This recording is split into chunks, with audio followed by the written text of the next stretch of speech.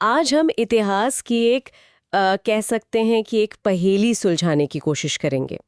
एक ऐसा साम्राज्य जो अपने सबसे शक्तिशाली दौर में था और उसी वक्त अपने पतन की कहानी भी लिख रहा था। बिल्कुल। जरा सोचिए, एक ताकत जो पूर्व में कटक से पश्चिम में अटक तक फैली थी और फिर अचानक एक ही दिन में सब खत्म। सब खत्म। हम बात कर रहे हैं मराठा साम्राज्य की, और उस पहेली के केंद्र में जो शख्स हैं, तीसरे पेशवा बालाजी बाजीराव। और ये वाकई एक पहेली है। हमारे पास जो दस्तावेज हैं वो 1740 से 1761 के उनके दौर की कहानी बताते हैं।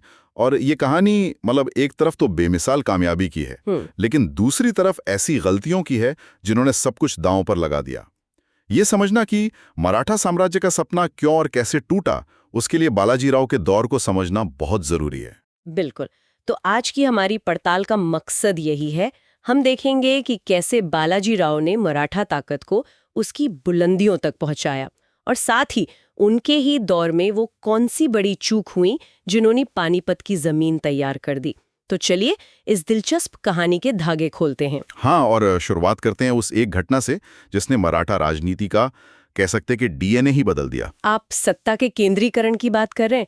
पेशवा का पद तो उन्हें अपने पिता के बाद विरासत में मिला ही था। हाँ, पद मिला था, पर असली शक्ति आई एक समझौते से। 1750 का संगोला समझौता। संगोला समझौता? ये सिर्फ एक कागज का टुकड़ा नहीं था, ये एक तरह की शांत संवैधानिक क्रांति थी। अच्छा। इसके बाद मराठा छत्रपति यानी राजा वो सिर्फ नाम के शासक रह गए। दस्तावेज उन्हें रॉय फाइनॉट कहते हैं। मतलब एक ऐसा राजा जिसके पास कोई ताकत न हो। बिल्कुल, राजा अब बस एक रबर स्टैंप थे, और असली पावर वो पुणे में पेशवा के दफ्तर में आ गई थी। तो सारे बड़े फैसले अब पुणे से होने लगे। हाँ, और सत्ता हाथ में आते ही बालाजीराव ने वो करना शुरू किया जो उनके पिता बाजीराव प्रथम का सपना था।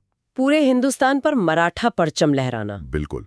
और इसकी शुरुआत हुई उत्तर से, मालवा और बुंदेलखंड।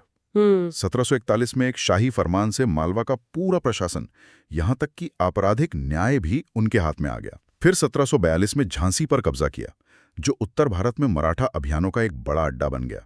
तो मतलब उत्तर से लेकर दक्षिण तक ये संदेश साफ था कि दिल्ली अब सत्ता का केंद्र नहीं रही। हाँ, और ये सिर्फ जमीन पर कब्जे की बात नहीं थी, उनकी आर्थिक ताकत भी बढ़ रही थी। बंगाल, बिहार और उड़ीसा से चौथ वसूलने का किस्सा तो बड़ा नाटकीय है। हाँ, चौथ एक तरह का प्रोटेक्शन बनी था।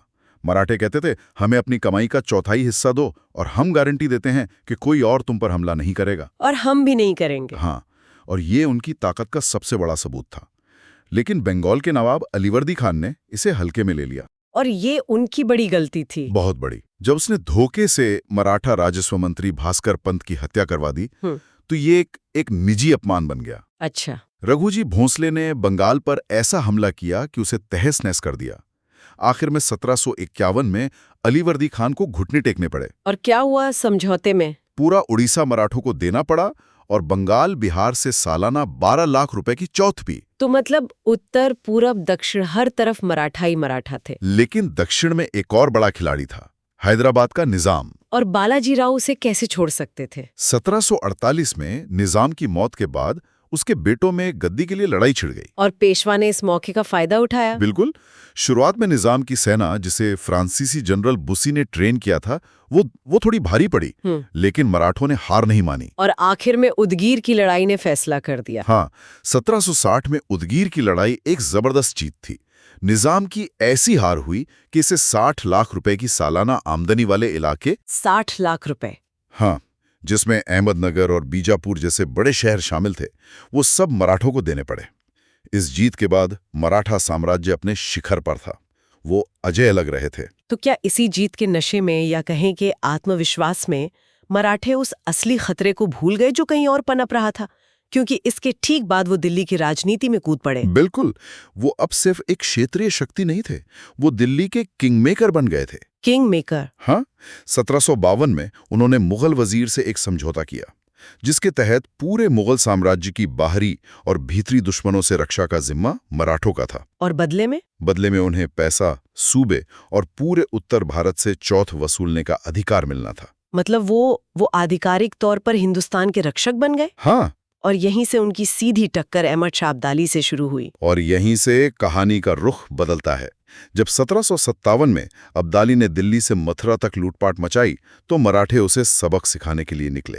तो उन्होंने न सिर्फ अब्दाली के लोगों को खदेड़ा बल्कि आगे बढ़कर अप्रैल 1758 में लाहौर पर भी कब्जा कर लिया। पूरा पंजाब अब मराठा नियंत्रण में था। तो उन्होंने सीधे सीधे अब्दाली के घर में घुसकर अपना झंडा गाड़ दिया। ये तो बहुत ही दिलेर कदम था, या कहें कि दुस्साहसी। हाँ, ये मराठा विस्तार का चरम था, लेकिन ये अब्दाली को एक खुली चुनौती भी थी और अब्दाली चुप बांटने वालों में से नहीं था। वो वापस आया। हाँ, 1759 में एक बड़ी सेना लेकर वापस लौटा। दत्ताजी सिंधिया उसे रोकने की कोशिश में मारे गए। अब मराठों की इज्जत दांव पर थी। और इस चुनौती का जवाब देने के लिए पेशवा ने अपने भाई सदाशिव राव भाऊ के नेतृत्व में एक विशाल सेना भेजी। और फिर आया वो दिन, 14 जनवरी 1761, पानीपत का मैदान। उस दिन मराठों की जबरदस्त हार हुई। ये सिर्फ एक सैनिक हार नहीं थी, ये एक राष्ट्रीय आपदा थी। राष्ट्रीय आपदा, हाँ। मराठों की एक पूरी पीढ़ी खत्म हो गई। पेशवा का बेटा विश्वासराव और भाऊ समेत बड़े बड़े सरदार मारे गए। दस्तावेज की एक लाइन सब कुछ बयां कर देती है। पूरे भारत पर एक साम्राज्य का मराठा सपना एक बार में ही चकनाचूर हो गया। एक दिन। और एक पूरा सपना खत्म। इस खबर ने बालाजी राव को तोड़ दिया और कुछ ही महीनों में उनकी भी मौत हो गई। चलिए अब इस पूरी कहानी का विश्लेषण करते हैं। एक तरफ बालाजी राव के समय में मराठा साम्राज्य आसमान छू रहा था। दस्तावेज उन्हें एक अच्छा प्रशासक भी बताते हैं। ये कैसे मुमकिन है? यही आकर उनकी कहानी में एक पेज है। महाराष्ट्र के अंदर वो वाकई एक बेहतरीन प्रशासक थे। उन्होंने न्याय व्यवस्था को सुधारा, राजस्व प्रणाली को बेहतर बनाया, पूना में एक अच्छी पुलिस व्यवस्था कायम की। अच्छा। सड़कें बनवाई, व्यापार को बढ़ावा दिया। इसमें कोई शक नहीं कि महाराष्ट्र के आम लोगों की जिंदगी उनके राज में बेहतर हुई। ये सुधार तो बहुत अच्छे लगते हैं, लेकिन क्या ये सिर्फ महाराष्ट्र तक ही सीमित थे? क्या साम्राज्य के दूसरे हिस्सों में भी लोगों को इसका फायदा मिला, या वहां मराठों की छवि सिर्फ लुटेरों की थी? और आपने बिल्कुल सही नफ्स पकड़ी है। यही उनकी पहली और सबसे बड़ी रणनीतिक विफलता थी। क्या थी वो? उन्होंने हिंदू पथ पातशाही का नारा तो दिया, यानी सभी हिंदू राजाओं को एक झंडे के नीचे लाना, लेकिन किया ठीक इसका उल्टा। उल्टा कैसे? उनके सरदार होलकर और सिंधिया ने राजपूतों और जाटों के इलाकों में अंधाधुंध लूटपाट की। उन्होंने सहयोगी बनाने के बजाय दुश्मन बना लिए। तो इसका नतीजा ये हुआ कि जब पानीपत में मदद की सबसे ज्यादा जरूरत थी नहीं था, तो कोई उनके साथ खड़ा नहीं हुआ। कोई नहीं। जब अब्दाली के झंडे के नीचे सारी मुस्लिम शक्तियां एकजुट थीं, तब मराठे मैदान में अकेले लड़ रहे थे। राजपूत और जाट, जो उनके स्वाभाविक सहयोगी हो सकते थे, वो सब चुपचाप तमाशा देख रहे थे। तो उन्होंने लड़ाइयां तो जीती, लेकिन दोस्त खो दिए। बिल्कुल। और ये थी पहली विफलता। और दूसरी? दस्तावेज उनके सरदारों पर ढीले नियंत्रण की बात करते हैं। हाँ। मराठा संघ का ढांचा ही कुछ ऐसा था कि हर सरदार अपने इलाके का राजा था। बालाजी राव ने कभी पूरी तरह से काबू नहीं कर पाए। इससे मराठा एकता कमजोर हुई। पानीपत के बाद तो सत्ता का केंद्र पुणे से खिसक कर ग्वालियर में माधोजी सिंधिया के दरबार में पहुंच गया। पेशवा का दबदबा कम हो गया था। और अब आते हैं तीसरी और शायद सबसे बड़ी भूल पर। एक नई ताकत को पूरी तरह से नजरअंदाज कर देना, अंग्रेज। ये बात मुझे हैरान करती है।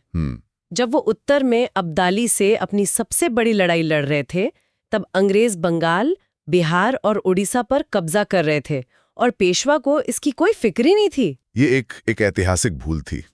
स्रोत साफ कहता है कि पेशवा ने न तो अंग्रेजों की सैन्य ताकत को समझा और न ही उनकी राजनीतिक महत्वाकांक्षा को। वो उस खतरे को देख ही नहीं पाए जो उनके दरवाजे पर दस्तक दे रहा था। उनका पूरा ध्यान दिल्ली पर था। हाँ, जबकि असली खतरा समंदर से आ रहा था। एक मिनट, इससे भी बुरी बात तो ये है, जैसा कि दस्तावेज बताते हैं, कि उन्होंने अंग्रेजों की मदद भी की। और यही उनकी सबसे बड़ी गलती थी। ये अपने ही पैर पर कुल्हाड़ी मारने जैसा था।